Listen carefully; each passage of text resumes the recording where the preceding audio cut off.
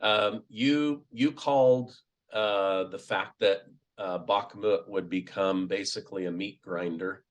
Um, I know you probably don't take comfort in being right about things like that, especially with human casualty. And the Ukrainian people have fought so hard, and so has the Wagner Group. But do you think it's now time for them to concede the area, fall back, regroup, build up ammunition and artillery for a few days, and then try and dig in and hold the line again? Or is it just at this point, they're just going to continue to throw bodies at the meat grinder? Well, Bakhmut will go down in history as having been the graveyard of the Ukrainian military. That's how terrible it's been. The losses are frightening. The Ukrainians will insist, well, we've killed some Russians. Yes, that's when the exchange rate changed from 1 to 8 or 9 down to 1 to 5. So the Russians have taken some losses, but you're now comparing 30,000 dead Russians and perhaps 60, 70,000 wounded Russians with potentially up to 250,000 dead Ukrainians, plus another 300,000 or 400,000 wounded. And most of those wounded will never return to active duty. They were so severely wounded that they can't fight again.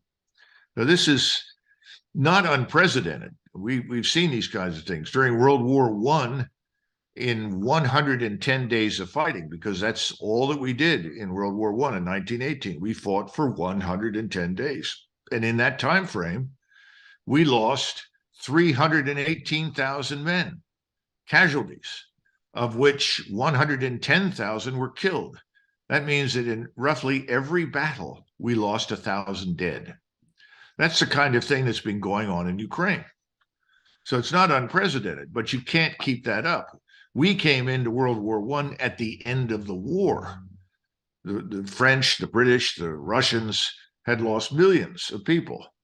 And Germany was ultimately overwhelmed simply by numbers and materiel, and thanks to the Royal Navy, starvation. This is a different situation right now. Ukraine has never had those numbers at all. And they are now really on their last legs. There's no question about it. We keep pushing them to stay in the fight. Now, we have advised them on occasion to pull back, regroup, a new defensive line, build up your reserves. Zelensky, I think, has chosen to ignore that advice in favor of continuing to attack on the assumption that if he can gain any ground, if he can prove that the Ukrainians have any fight left in them, and the Ukrainian soldiers are excellent, that's not the question, but no human being can put up with this the way they have in Bakhmut, that somehow or another we will all rush and support them. And then I think there's the other aspect of this. I think he has hoped against hope that he could drag us in. And I think we've actually conveyed the impression to him that that might happen. That's a terrible thing to say. It's a lie. We were never going to involve ourselves directly in a confrontation with Russia. Now, there were times when we flirted with it. This is this coalition of the willing. But my understanding is that's largely gone away now. And there's been a much more sober-minded assessment. We realize we can't go into this. You know, our war stocks are exhausted. We've emptied them. The Europeans never had large ones to begin with because they've been essentially vassal states of the greater American empire now for decades, and they assumed that we would come in and fight for them. So there's not much left. Russia is just at the peak of its power right now. It's mobilized. It's got unending quantities of ammunition and equipment. It's ready to fight.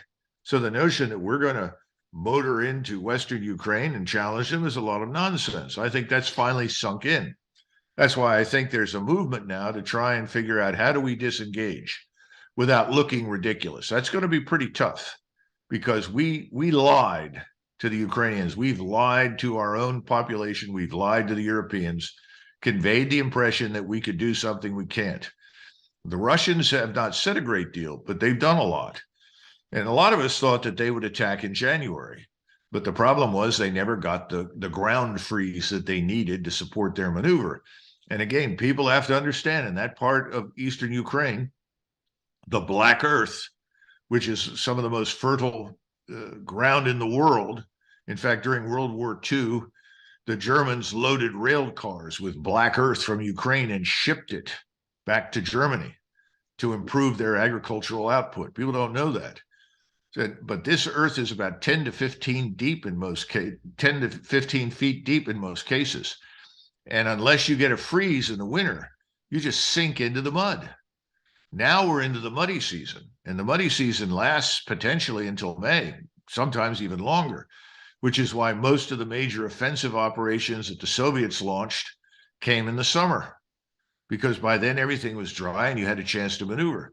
For that matter, the same thing was true for the Germans. So the bottom line is that this thing is over, except for the what is it? The announcement of reality that this cannot go on.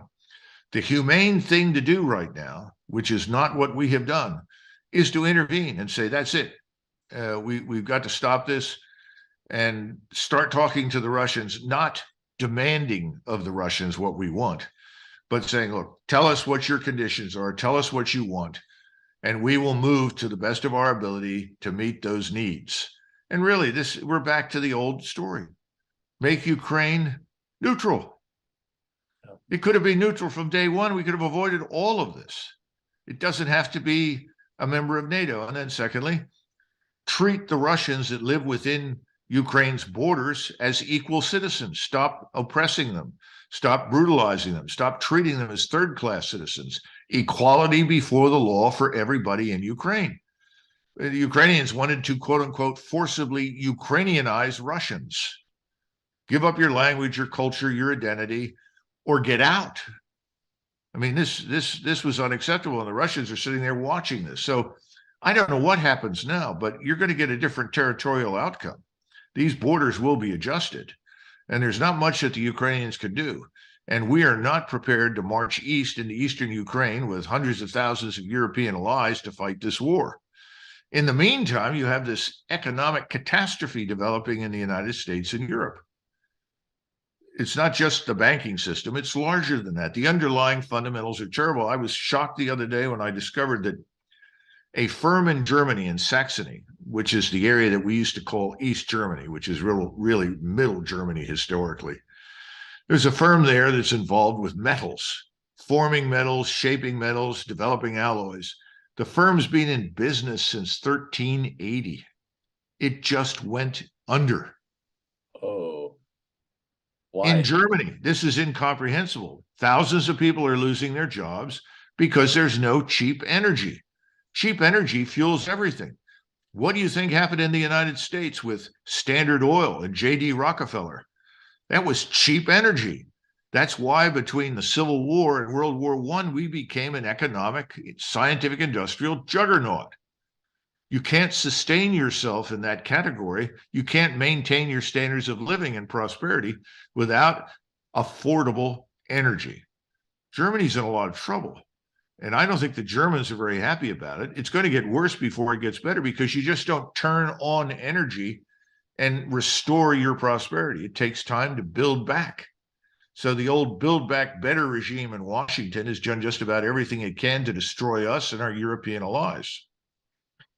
Yeah, it feels like Build Back Broker, to be honest. And that's what I cover on my daily show.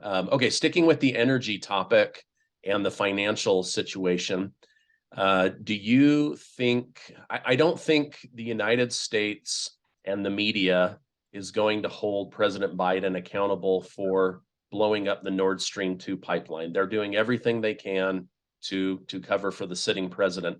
But I don't know that Europe cares, and they're protesting. They want answers, and they want that cheap energy, even if it's from somebody like Putin. Do you think that President Biden could be in trouble throughout the rest of this year when it comes to the financial situation and the Nord Stream 2 attack on Germany, who now, is in desperate need of affordable energy? I think things are going to get much worse here in the United States over the next 60 days. Now, I am not a financial analyst, nor do I claim to be an economist. Of course, John Kenneth Galbraith once said that economists exist to make astrologers look professional. So I don't feel too badly about making some statements, but I think as these interest rates hike, and that's what they're going to do, they're going to hike interest rates again in June, it makes it that much more difficult in the banking system where there's almost no credit at this point anyway. You cannot have price and interest rate stability simultaneously under the current circumstances. The more you hike the interest rates, the worse the situation becomes. There's something else too. Americans don't understand very well. Washington doesn't understand at all. We are not the nation of 1991. Now, we began shipping out. When I say we, I'm talking about your ruling class of corporate bigwigs and politicians. We began shipping out our industrial base to China and elsewhere back under Ronald Reagan. Nobody ever points that out, but this process of sort of shipping it out for cheap labor costs started in the 80s. Today, we simply don't have the scientific industrial base that we did 30 years ago. So that if you restart the economy, if you will, there are not hundreds of thousands of jobs out there for people that are going to do them. When Franklin Roosevelt dragged us into World War II, we had vast numbers of factories. Our whole industrial base was sitting idle.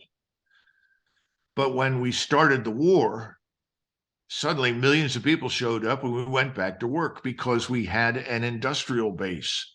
We don't have one now. That's a huge problem. This is what Donald Trump was talking about. He was trying to repatriate industries.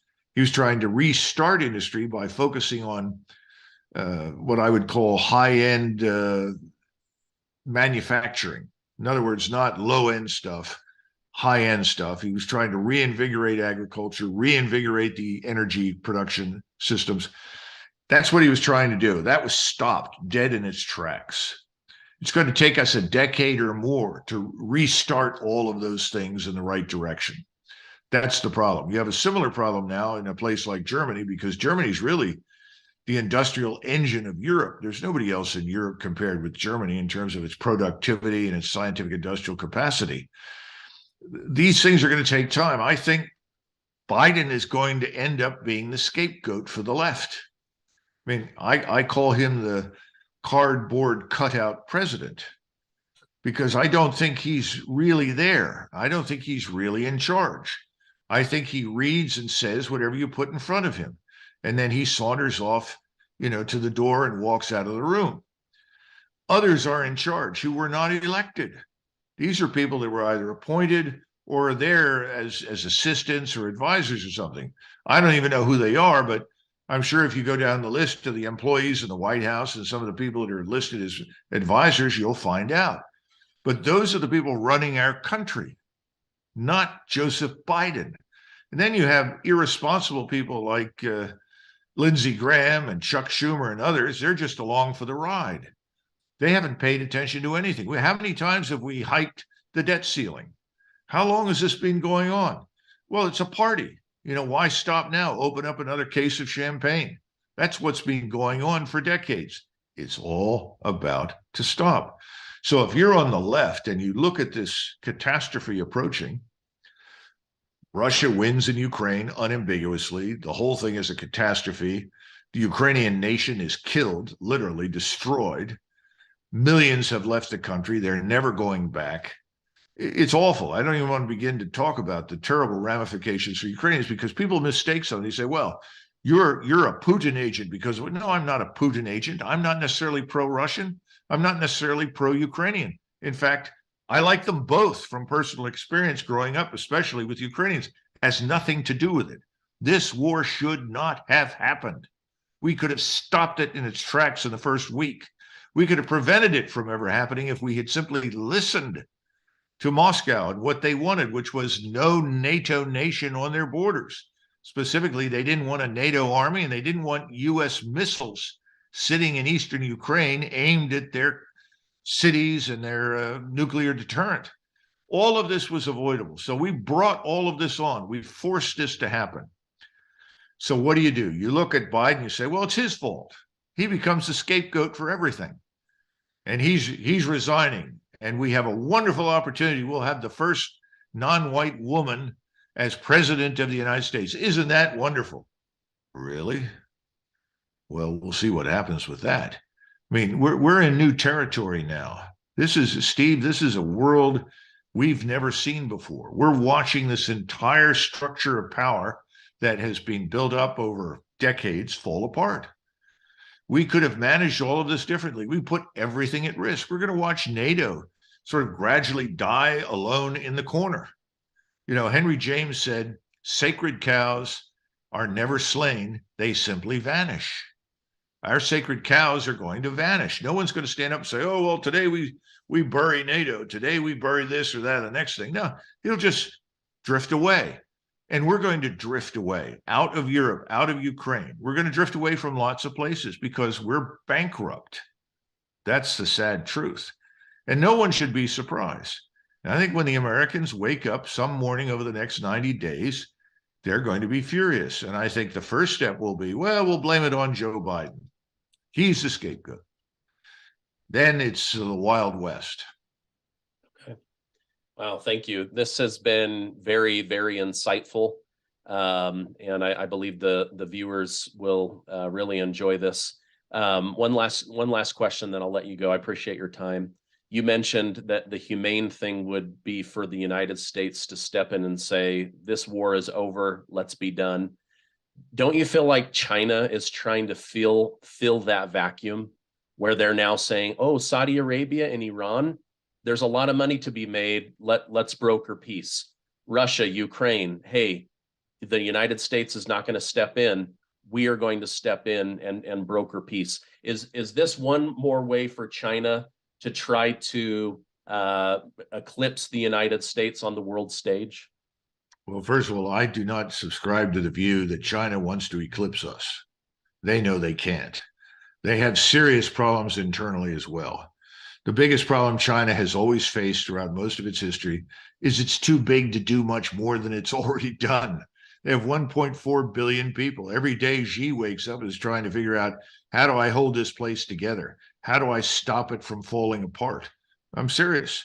Yeah. China is not some sort of martial state that wants desperately to go to war anywhere. On the contrary, they fear it. They don't want it. Now, when you look at Ukraine, Ukraine sits astride all of the routes, all of the railroads, and everything that comes out of Central Asia and China into Europe.